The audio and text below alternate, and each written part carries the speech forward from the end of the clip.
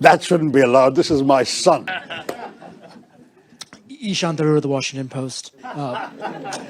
Definitely asking a question in personal capacity. And mostly to say hi before you go off to your next engagement.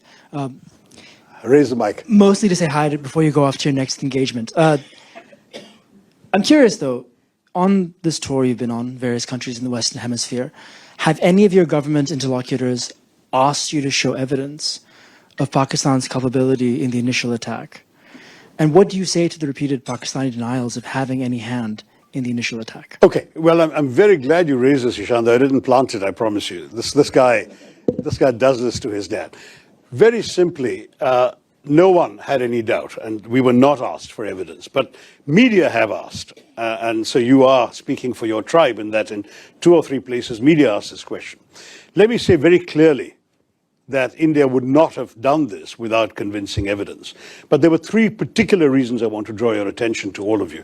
The first is that we've had a 37-year pattern of repeated terror attacks from Pakistan, accompanied by repeated denials. I mean, Americans haven't forgotten that Pakistan didn't know, allegedly, where Osama bin Laden was until he was found in a Pakistani safe house right next to an army camp in a cantonment city. That's Pakistan. Mumbai attacks, they denied having anything to do with it. One of the terrorists was captured alive. His name, his identity, his address in Pakistan, everything was revealed. Under interrogation, he told us where he was trained, what was done. The US intelligence, as well as ours, recorded the chilling voice of the Pakistani handler giving minute-by-minute instructions to the killers in Mumbai, telling them where to go. And they were monitoring Indian TV and saying, there are people hiding on the 3rd floor of that hotel, go and shoot them there. This kind of thing is going on. Your sources recorded this too.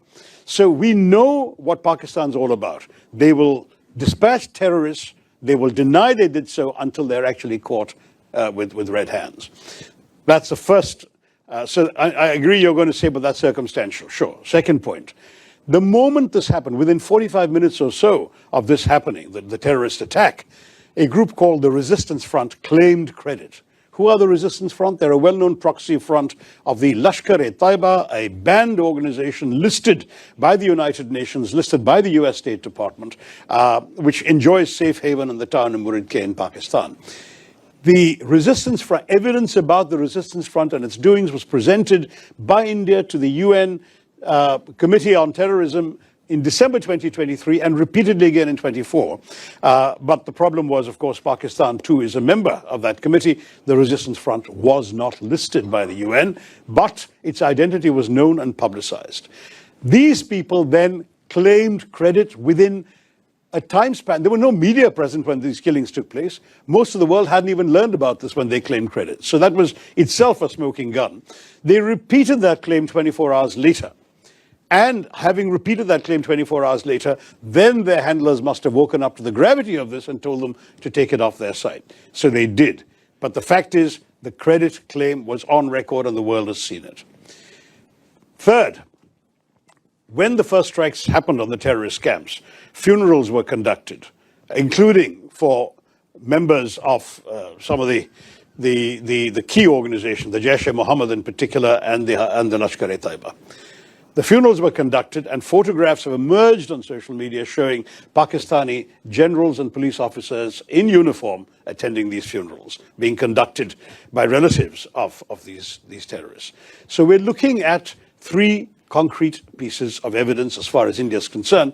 But finally, I can add to the mix, we also have intelligence services. They have been studying very carefully these terrorist attacks. They have identified at least 4 of the 5 perpetrators, and they know who they are. In fact, I'm told, and I don't have access to the direct intelligence information, but I've been reliably informed, they know that 2 of them are Pakistanis, and the other 2 were locals who had exfiltrated, is the term, out to Pakistan for training 10 years ago, and clearly were sent back for this mission this time. So it's on the basis of all of this put together that we said, we know who did this, and we will take action. And that's exactly what we did. I can assure you India is not the kind of country that would undertake a military operation without very solid basis for doing so. This was not some random terror attack. I must say our government counts 24 terrorist attacks in the course of last year emanating from Pakistan, but none of them required this kind of response. We dealt with them. We either got the terrorists or killed them. Minimal damage, very little loss of life. We dealt with it. This showed all the hallmarks of a sophisticated, planned, deliberate operation with reconnaissance, with intelligence work, with a modus operandi worked out, this cynical exercise of asking people their religion, shooting them between the eyes. This is not an ordinary terrorist, some bearded fanatic blowing himself up outside a supermarket. This is not that. This is a serious quasi-military style operation, and it required a military response.